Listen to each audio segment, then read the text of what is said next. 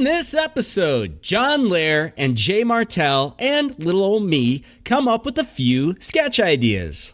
You remember the book, the kids book about Sneetches? We shaved our head, and then you see it, and you're like, oh man, I got to shave my head too. And then it's just like, how does that go? And it's just like, we keep trying to grow hair, shave hair. I don't know how that works out, but I've got a professional writer here, so I'm going to let his brain go.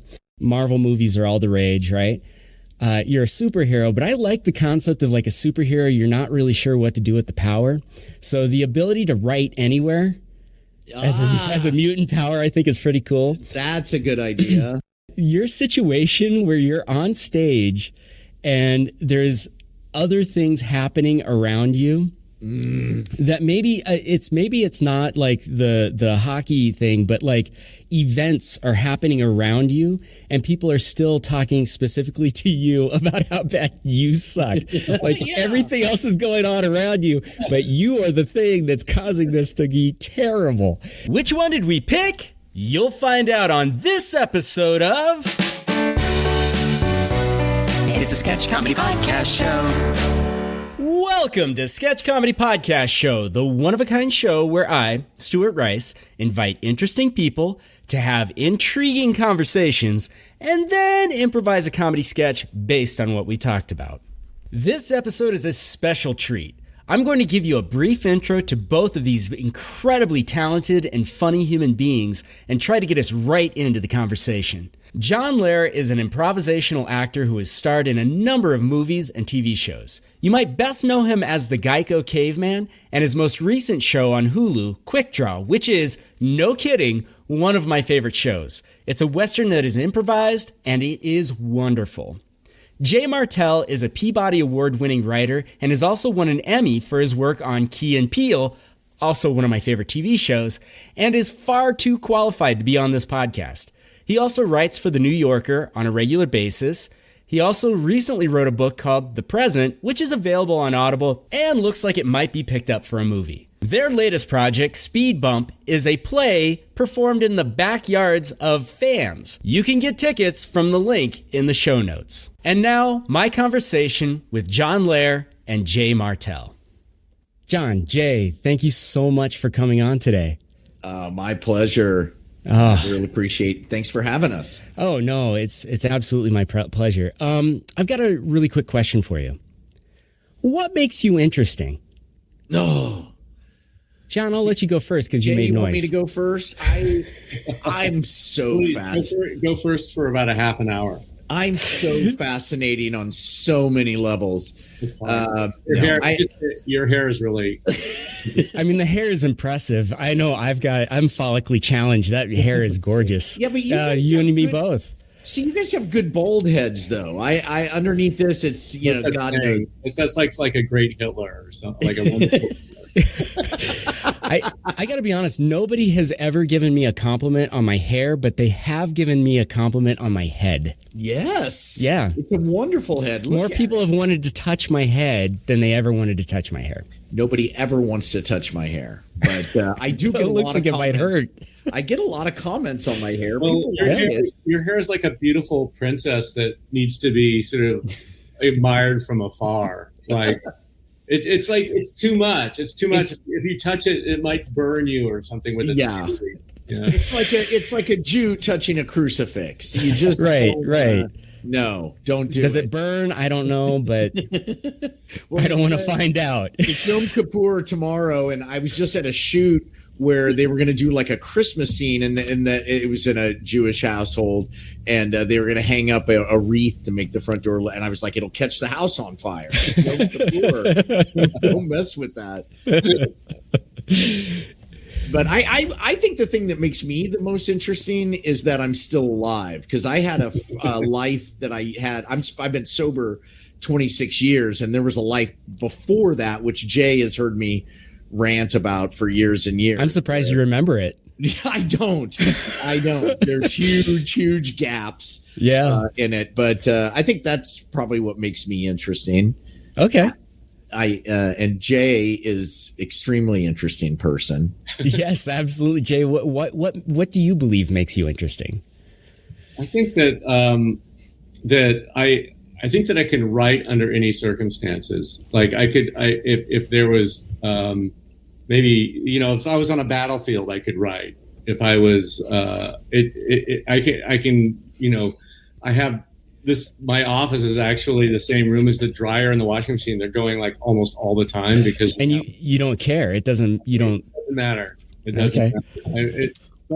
But normally if I'm not writing it, small noises bug the hell out of me. So, so you're not hanging around like preschools. Like that's not a thing you're gonna do.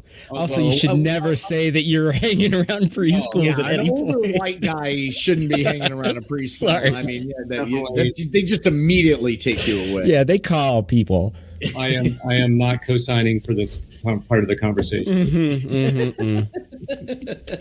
Yeah. So I just real quick, Jay, you my favorite show besides Quick Draw is Key and Peele. I thought that I don't know if I saw a bad sketch.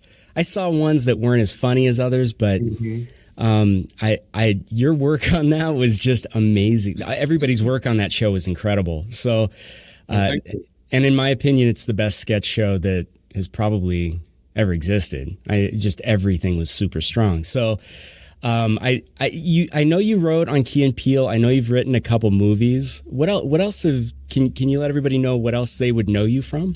He won a Peabody. Well, there you go. And an Emmy. And I'm getting another Peabody for being on this podcast. Right? Yeah, well, absolutely. They monitor this podcast for things. Yes, the Peabody voters are out there. I'm a novelist. I've written a couple novels that are available. One called Channel Blue, another called The Present. Yes. Oh my God! Look at that. So on it, man. Yeah. I'm sorry. I'm used to like amateur podcasts. This is a whole nother level. Yeah, this is like an upper level amateur podcast. It's wonderful. I'm a frequent contributor to the New Yorker, sort of like the nerdiest aspect of, I guess, written humor, which can be found there. And I'm a big follower of his stuff on the New Yorker. Or do you have to be because you're friends? Like you work together. There is that pressure. Well, we're pretty compartmentalized. I mean, I feel like as friends we feel no obligation at all to look at each other's work, but we do enjoy each other's work because we enjoy each other. I mean, John is one of the funniest people I've ever met, and he just happens to live a block away from me, which is amazing. Yeah, that is actually pretty incredible. And I feel the same way about Jay, and it's great. It's great to have somebody in your neighborhood who we've known each other for 16 years. We met each other in Griffith Park. I think Jay was pushing his infant daughter at the time. Our daughters are the same age. Our sons are the same age. Our daughters are now 16 and are best friends. So, I mean, we're in tight. It's all over at this point. Yeah, that's fantastic. It's Jay. Yeah. I mean, is that an argument that you guys have? Who's going to bury who first? There's no question. I'm 10 years old. He's older, but I did a lot more drugs. So maybe who knows? Who knows? I know. And Lehr's die young. My family dies young, 70s. Yeah. Yeah, that's really true. Like, because your parents both died young, and my parents are still alive. So that's something that handicappers should take into account. I wonder if there's got to be like an item in Vegas where you can vote on, or you can bet on which one. So I wonder what the odds look like. You know? I mean, I wonder like if you could like pay a bookie to like just post odds on your friends' deaths. I wonder, do they actually have stuff like that in Vegas? I don't actually know, but I imagine they're like the over-under on Abe Vigoda or something like that. Have bet on the Queen's death. Is that true? Definitely. Oh, my God. I mean, something like that has odds posted on it, like has had odds posted on it for years. Could you imagine hitting that jackpot? Oh, my God. That would be crazy. Yeah. So you guys... They do have odds on everybody. It's called health insurance, and it's life insurance. It's like what you pay for your life insurance are basically your odds. Oh, it's incredible. They think I'm going to die tomorrow if that's the case. Like they're thinking very poorly of my health. Now for all the money we can while we still. Exactly. Yeah. So you guys, you've been friends for a long time. You do work together though, right? Yeah, we're in a play together. Yeah. Look at that. That's awesome. Yeah, we're in a play that Jay wrote called Speed Bump, and it's about two neighbors. I don't know where he got that idea, who are friends, who are around the same age, who grew up together, where one of them wants a speed bump put in the street in the neighborhood and one doesn't. And that starts a domino effect that leads to hilarity. How much of this is based on reality? Did you guys have a speed bump discussion at some point? Well, we have had in our neighborhood. Yes, we've had several speed bumps. I mean, obviously for the sake of the comedy and the drama, everything's been heightened. And John is not the character he plays, nor am I. But we've had. I mean, I don't know if you've ever been to a meeting of your neighborhood, or if you live in an apartment building, a meeting of your co-op, that people get really, really riled up when it's about passionate about the weirdest things. Insane. Yes. And so this is just following that little thread all the way to its logical Armageddon-ish conclusion. That's fantastic. Now, you guys started performing this in the height of COVID, correct? Yeah, or Jay wrote it during COVID, and he and I would safely distance as we, did read drafts of his script. So that means that you didn't get a chance to practice the sex scene, is what you're saying? No, we had to imagine that. No comments at all.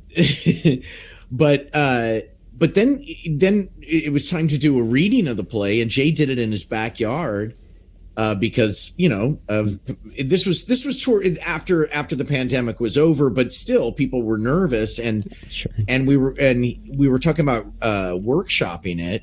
And I was a big proponent of let's keep doing it in people's backyards because it's set in a neighborhood and it's neighbors. It's like it's amazing. It's like you're part of that meeting for real. Yes, exactly. Yeah. It's another level of immersion into this world that you guys have created. Yeah. And, you workshop plays in like a little black box theater, and we didn't know how people would feel about that, at that point. I think now people are starting to. Oh, yeah. Now people. Yeah. I went to a concert recently, and it was like I saw a dude straight up cough just out into space, and people did not back up. And I was like, well, we're done with this.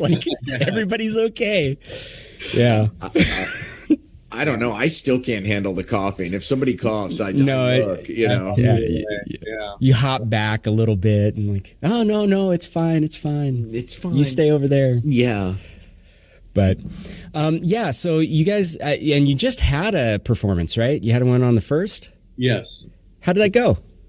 Fantastic. We performed it for about 70 people at a house in Laurel Canyon. And it's the first time we performed it actually at night, because usually what we do is we try to catch the dying sunlight for our performance. But it's gotten to the point now where it's getting sun's going down pretty early. And our host wanted to make sure everyone was liquored up, and which was a good idea. Yeah, always a good idea.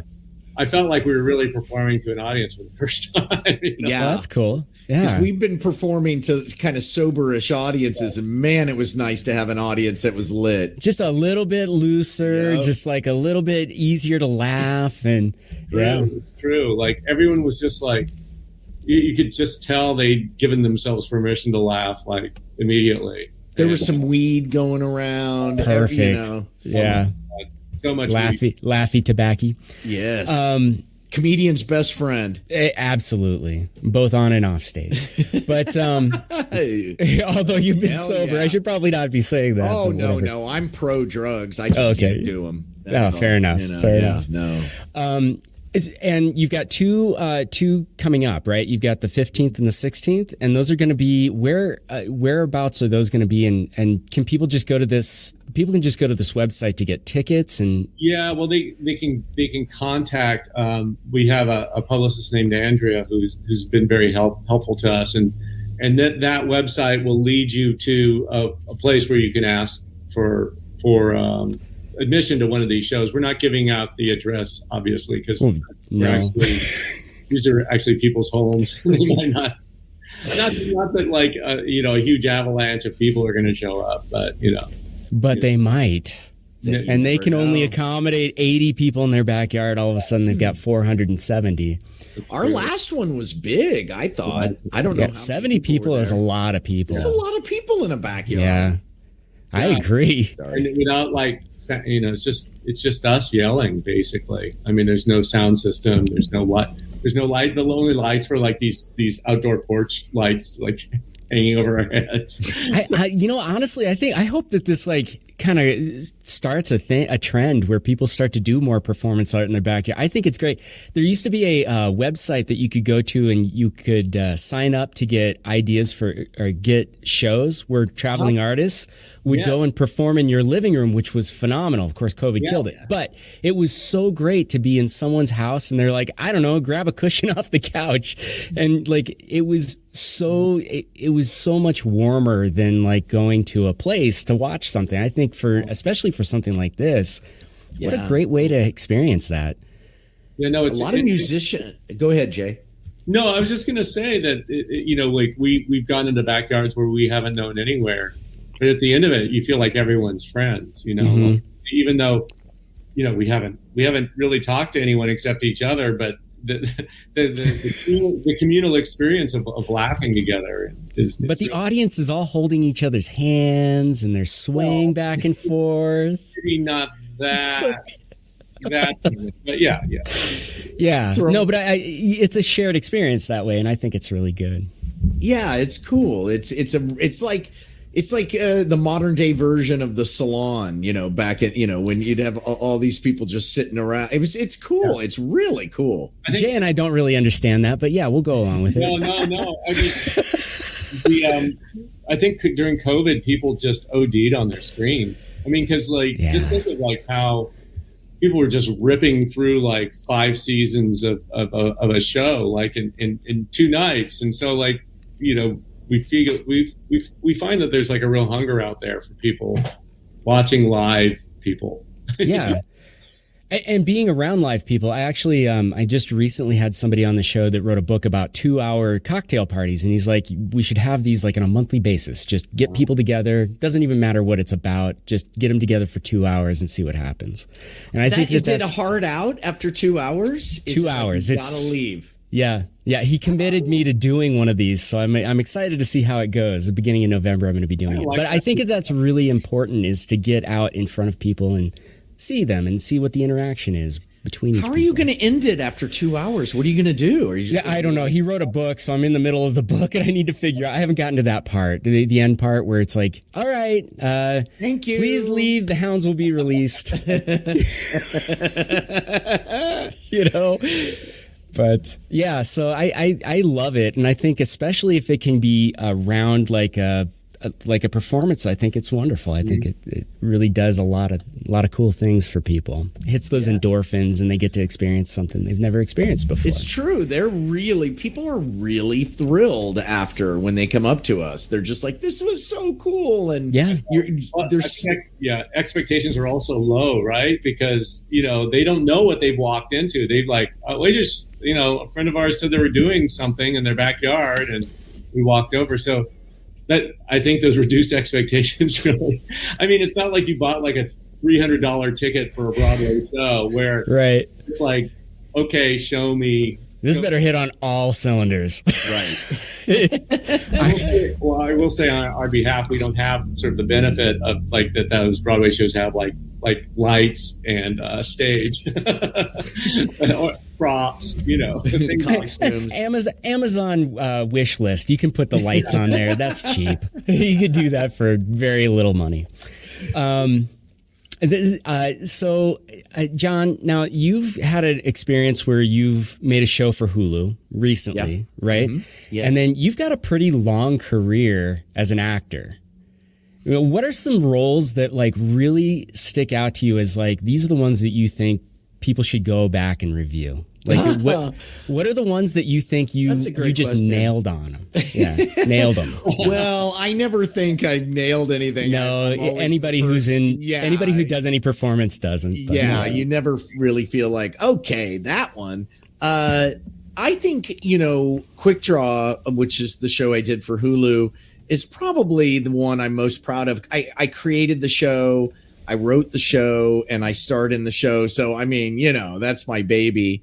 And then I had the same sort of experience with a show called 10 Items or Less, which was on TBS, which is, I think you could still find it out there, probably on Hulu or Crackle.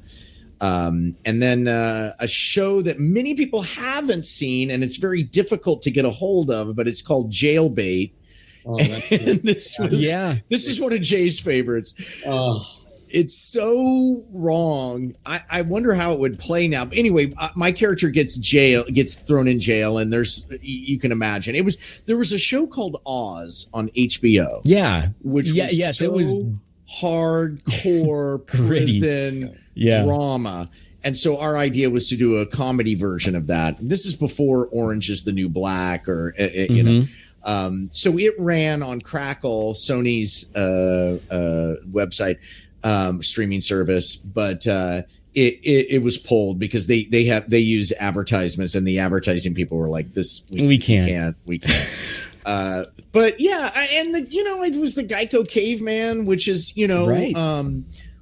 So I don't know. I mean, I didn't have to do much. I would just wear the makeup, and they let me improv a lot, but people really liked it. So yeah, I'm proud of it. That one kind of hit the zeitgeist a little bit. Know, yeah. I mean, really it did. Yeah. So that's pretty remarkable.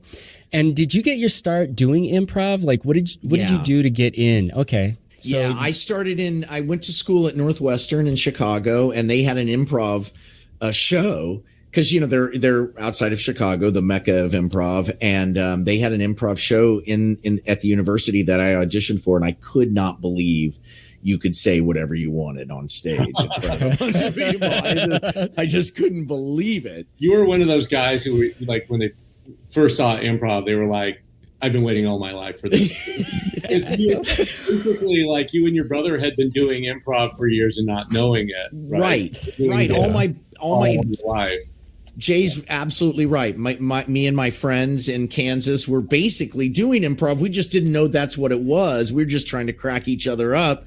So then I was off and running, and I was in Chicago. I did improv Second City. I did improv at the Organic. I did all over Chicago, and then was discovered by a talent scout and brought out to LA.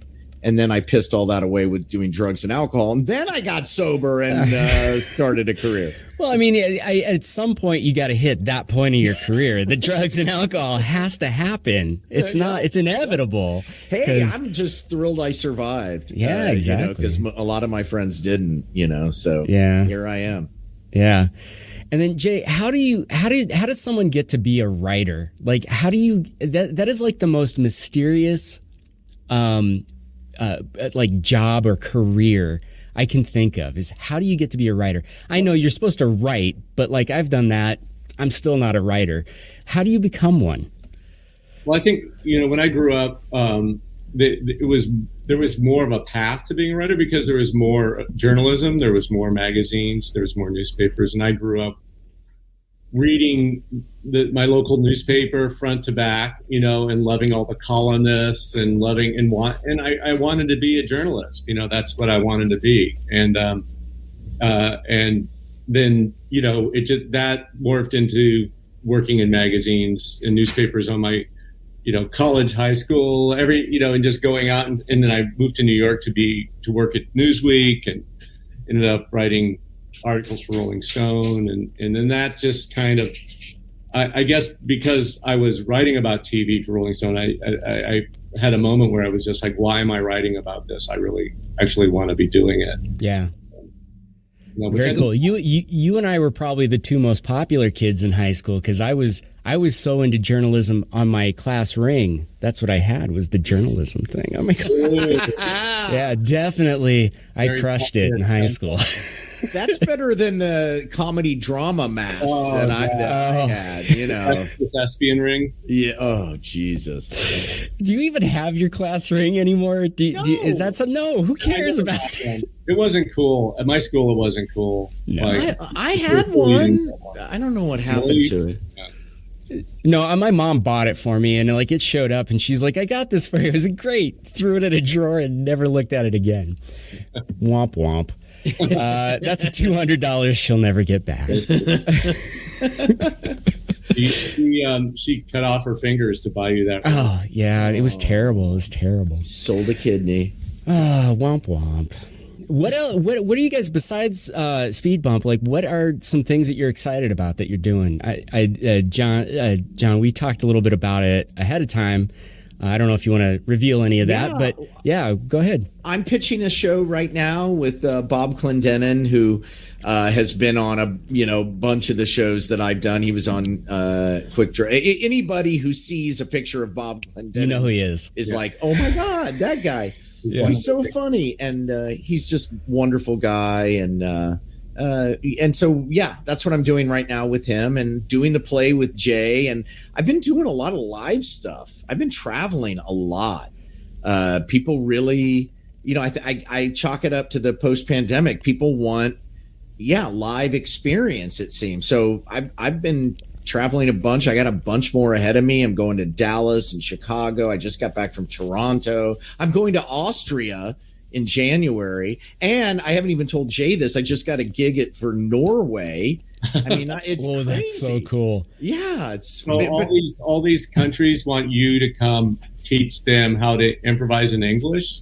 Yes, they want me to perform and then teach them how I did it for the camera. Yeah. Right. Really? That's crazy. So do you do stand-up in those situations, or what do you do? I do a solo show that is like stand-up, and I do that for a lot of charity events and things like that. But I also do an improv show with this improviser, Susan Messing, who's this amazing, legendary improviser in Chicago. That's amazing. Yeah, it's great. You've obviously done some stand-up then? You've done that? Yes. Oh, yeah. Jay, have you ever done any stand-up? I did one very, very tight set very early in my career. When you say tight, what do you mean? It was all gold, John. It was wow. 8 minutes of pure, unadulterated gold. But at that point, you just drop the mic and never hit the stage again, right? Done. After you've painted the Mona Lisa, you just walk away. Mm-hmm. Mm-hmm. Can you remember a joke from that set? Yeah, but you don't want it. What decade was this? Oh, this is 1979, probably. Oh, it was a heavy Star Trek. Right on. Oh, yeah. I mean, crowds love that. Yeah, right in the correct crowd actually really does love that. But the Star Trek stuff, the Star Wars stuff probably still plays. Oh yeah, you break that stuff out. That's fucking green, man. That'll go forever. Forever. Yeah, I am. I realized after doing stand up for a short period of time, I am not cut out for stand up. But I do love improv, so I can appreciate really, really good improv.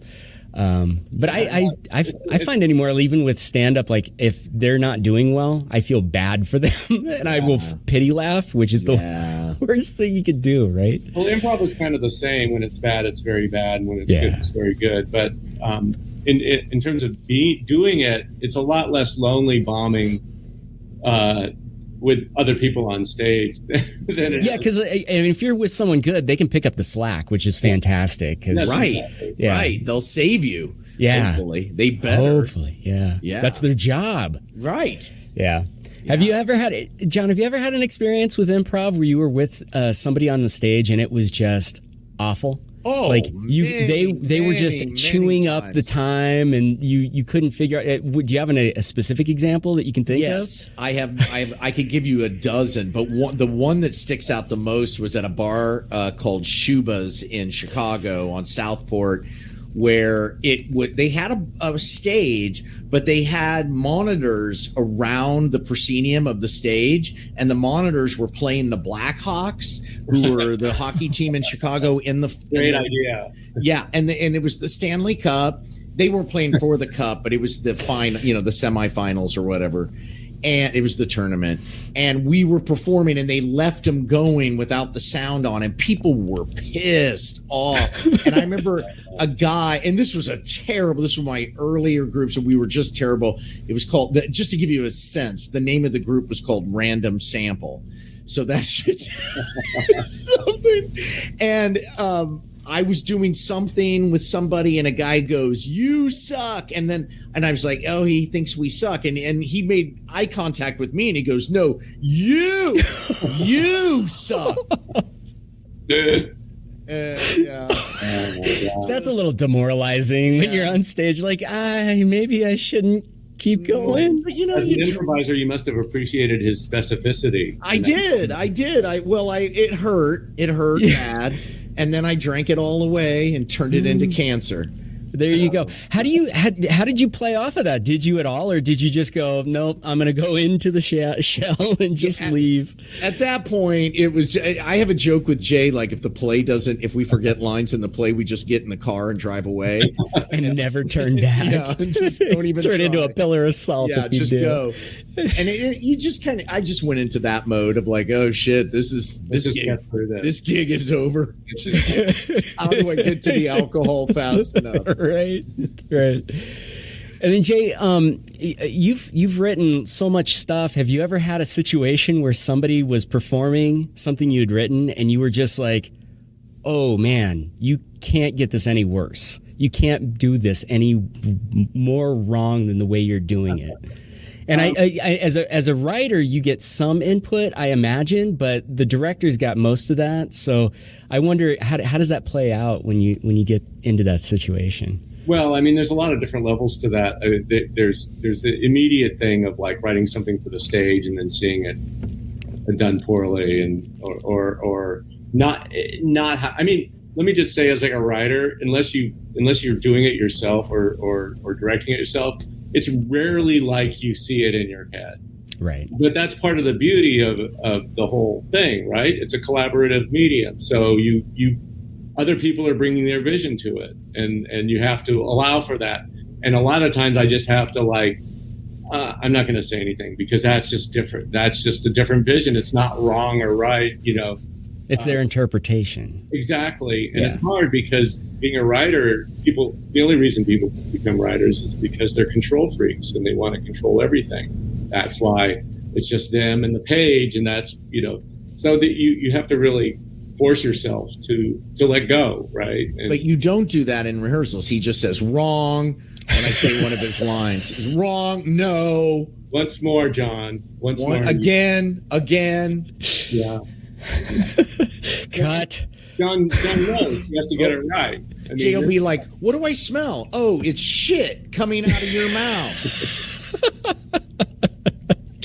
Well, at least he's gentle about it, like you just don't want to hurt anybody's feelings. He fitted me with a shock collar once for a rehearsal, like those dog shock, and would just hit me with a 3 or a 2. Yeah. That's the first time we got through the play without even remembering all the lines. It's true. He's right. It did work. So with the play, how much play is in the play? It's not an improvised play. It's a scripted play. Yeah. Yeah. Does that make it more difficult, John, to do it? For me, it is. I don't do a lot of heavily scripted stuff. I mean, I did weirdly the year during the pandemic. I did a 2-person movie that was a low budget movie, and it was just the 2 of us. And so it was kind of like you had to know every scene because it had to move fast because they didn't have a lot of money. But still, you get to do a scene, and then if you screw it up, you get to do it again. So a play is a totally different thing. So it's hard. Yeah. It's a lot to learn. It's thick. That's a thick play Jay laid on. I know. It's really crazy. We would have not done it, except at some point we realized that it would be easier just to finish memorizing it than to stop. It was like Vietnam, like in 1968 or 69. We just got to finish it. That's all we got to do. Just finish it. Like the smart thing to do would just be to withdraw all our forces, but let's just bomb the fuck out of all the countries in Southeast Asia. Just get the napalm. And just blow it all up. And so that was our solution. We had to go through to the other side. Yeah. Like we're in the napalm stage right now. Oh my goodness. Yeah, those poor audiences, right? They're like, I don't know what just happened. Yeah. Get me to the emergency room. But like I think what happens, we've had rough rehearsals where we've gone up a lot and have no idea what comes next. But I think what happens in performance is that adrenaline kicks in, and the adrenaline is your friend, like it's like having those people there and the possibility for group shame and humiliation. That's really what we're doing, is just avoiding that as much as possible. That's the sheer fear of looking like an idiot to motivate you. It's so funny too, because I vacillate during the average performance. I vacillate so wildly between bravado and abject terror. Like one moment I'll be like, "Oh my god, I'm fucking nailing this," and like I have no idea what comes next. Yeah, you're like, "Oh man," you're looking at your hand; it's all smeared because you wrote down the words, but it's now smeared because you got so much sweat on your hands. Like, when your partner's doing a speech and you don't know the line that you're supposed to say at the end of it, it's like the cold hand of death that just grabbed your heart. It's just like, what is it? What is it? What is it? You just panic. You shout out off to the stage, like, line, and it's like there's nobody there to give it to you. What are you gonna do? No dramaturg. I realized that the biggest fuck yous you can give anyone in a play is a line like "what" or "really." Or the same kind of line that's play. Well, there'll be lines that are kind of similar, but they're slightly different. And, oh my god, it's horrible. But we've got it. We're doing pretty good. It sounds like it. You guys are professionals. That's how you get through it. On narrow now. It's not leaving us anytime soon. No. How many times? I guarantee we will not drop one line in the next performance. May God strike us down. That's how don't say that. We weren't expecting thunderclouds tonight, but that's funny. How often do you have to rehearse that to get it like ingrained for you? Like how many times? No. It's like, I'm just curious. Like how much rehearsal does it take? Is it a couple weeks? It's been a year of meeting once or twice a week because we both have real lives. Right, Jay? I don't. Yeah, we'll go like a couple months without working on it at all because we don't have any shows coming up, and then we'll have like these panicky weeks. Where run it in our sleep. We'll sleep on the script. We'll have our wives shout it to us while we're in the shower. Oh my God. It's true. I forgot this. I had a surgery like in August and with general anesthetic. And I was sure that when I woke up, I was like, wipe my brain, wipe my hard drive. That play. I know who I am, and I know like who my friends are, but I don't know that play anymore. It's gone. And it's kind of amazing how much we do remember, really, when you think about it. Yeah, it's weird how that shit sticks in your brain. It's crazy. I know. Yeah, that's wild. It's a great play. It all makes sense. Every word is gold, just like your stand-up routine. It is. It's well written, really well written. It's if there was any way I could get down to LA to go see that, I would totally do it. I'll see what I can do. Yeah, let us know. Let us know. Yeah. Yeah. All right. Press. Well, everybody needs to, if you're in the Los Angeles area, please go, or if you want to travel to LA and see a phenomenal, like, no holds barred, full frontal show, you'll want to hit up Speed Bump the Play.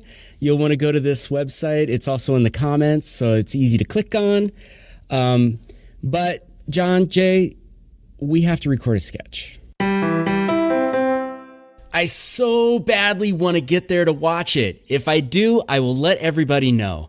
If you can get there and you're in the LA area and you'd love to see these two perform this incredible play in someone's backyard, email Andrea at amckpr.com.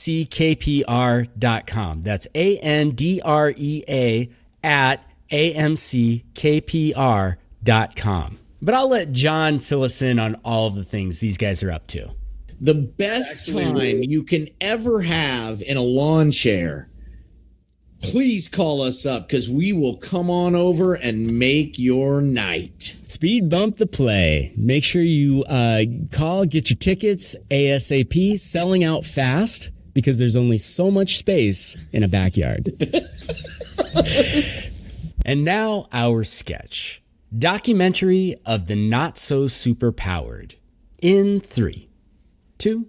In a world filled with superheroes, it is hard to make every power relevant. So super beings have taken to hire super talent agents to advocate for their place on super teams. These poor, underpowered superhumans cannot face the likes of Lex Luthor or Dr. Doom alone, because as powerful as they are against normal schlubs like you and me, their powers can seem pretty silly against real foes. It takes a team to keep an idiot alive. Let's see how one of these tryouts goes as we go undercover to uncover the trials of one such hero as he tries to join one of these powerful teams as we continue our exploration of the not so superpowered. All right, I'm telling you, this guy is the best superhero you guys are going to have on your team. I know that the Avengers, right, like they saved the world and all of that, but you're going down the right track. Okay. Right On is definitely going to be what did you say? Right On. Right on. Like he's right rye. On. He's rye. He's very dry, but also he's incredibly powerful. And I you know what? Here's what I'm going to say. Put him in a situation. Let's see what he can do. Okay. And I guarantee he will be on the Avengers and he will be your number one Avenger before too long. Can I just say it's a little weird that he has an agent? I'm just putting that out there. Well, to be honest with you, most of the superheroes now that are not like aligned with a team, they have an agent because it's kind of crowded right now. I don't know if you've looked around at the superhero landscape. I agree with you. I begged Stuart not to come to the audition, but he just insisted that Right On needed. You're a superhero who you can't even keep your agent from coming to your interview? It's my character. I'm an actor auditioning to be this new superhero. So let's just wait. Also, I'm more than just an agent. I'm a hype man too. Well, that's a power in and of itself. We need a hype man here at X-Force if you're interested. We need. I'm a writer who can write under any circumstances. You put him in any situation and he'll write. That's the thing. What happens to the writing? Then it turns into lasers, or what happens when? No, I've been submitted to these different publishing houses who, sometimes they'll pay me for, and publish it. Wow. You know what my superpower is? I can make your brain explode inside your head. I am needed on the X-Force team. A guy who can write. Right On is going to make your head explode after the battle. Exactly. Okay. Thank you, Stuart. Okay. So, all right. Let me put you in a situation. All right. Okay, great. All right. Here we go. So the Hulk, you know who the Hulk is, right? Yeah. I heard of him. Okay. Yeah. Great. So the Hulk has been exposed to some gamma rays that have made him even crazier than he is. And he's gone dark on us. He's become Red Hulk. He's coming right at us. But we're all frozen in stasis, so I can't make his brain explode. The only person who isn't frozen is Right On. What do you do? All right, Right On, you can do this. Okay, he's writing. Mm-hmm. Okay, now the Hulk's already ripped your head off. I mean, what did you write? Please don't rip my head off. Okay, he might read that. All right. Okay. And you were able to do that under stress. Well, yeah. I mean, assuming the Hulk was charging at me. Okay. I mean, you think about how fast the Hulk charges. That was less than, 2 seconds. Initially, I thought it was honestly, I'm going to say, I thought it was a bullshit talent. But now that I see you. Stuart and I were trying to tell you is you have to see it in practice. You can't just. All right, don't yell at me. I'll fucking blow your brain out. Okay. I tell you what, throw out another scenario. Just one more scenario. Let's see what. Okay. I'm super hot for Supergirl, and I don't know how to talk to her. I'm embarrassed, but you can slip me notes like Cyrano de Bergerac. What would you have me say to her? You'd write something down and slip it to me. He's writing. Okay. Oh, this is going to be good. Yes, no, I want it to be good. Stop yelling at me. I'm this close to blowing your brain apart. And there's no meteor coming at this point, right? Like there's nothing like, okay, we're just talking. Ongoing threat of me getting my brain blown up. So all right, just do it. It was always there. I'm just pointing it out. All right. I'm slipping it to you. Okay, here it is. Hey, Supergirl, how about getting me souped up, girl? I mean, that is like Shakespearean. Right on. You're welcome to the team. Get him a suit. Whoa. Let's get him a really tight suit. Any scenario, Right On's going to absolutely tear it up on the page. Okay. Well, we'll tear it up. I don't want him to tear up the page, then we wouldn't be able to read it. But I know I'm following. Okay, Right On. A fan is coming at you and they want an autograph. What do you do? Come on, Right On. You can do it. No, what gives? Why'd you blow up his brain? I didn't do anything. Thank you so much for joining us for Sketch Comedy Podcast Show. We hope you enjoyed listening to it as much as we enjoyed making it. Make sure to head over to sketchcomedypodcastshow.com. There you can subscribe to the show, head over to YouTube and watch some of the videos and sketches we've done there. Maybe head over to Patreon and become a patron to the show. That would be so much appreciated. Or you can leave a review someplace. Or, if you're feeling really saucy, apply to be on the show. I appreciate every single one of you that listens to this show, and I would love to hear more from you. Now I gotta get this out of the way. Sketch Comedy Podcast Show is protected under a Creative Commons Attribution No Derivatives 4.0 International License, which means that if you would like to reproduce anything in the show, please contact the show so that I can get you the right material for it. And also, this show is copyright 2022 Stuart Rice.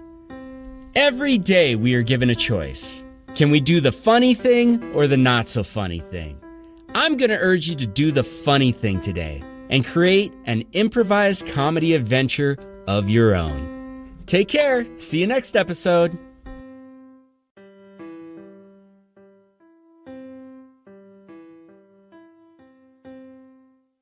This has been delightful. Thank you guys so much for being on the show. Oh, Stuart, thank you, man. This was fun. Good. I'm glad to hear it. All right. Well, that's it for the show. Thank you so much. Take care. Thank you. Take care. Bye.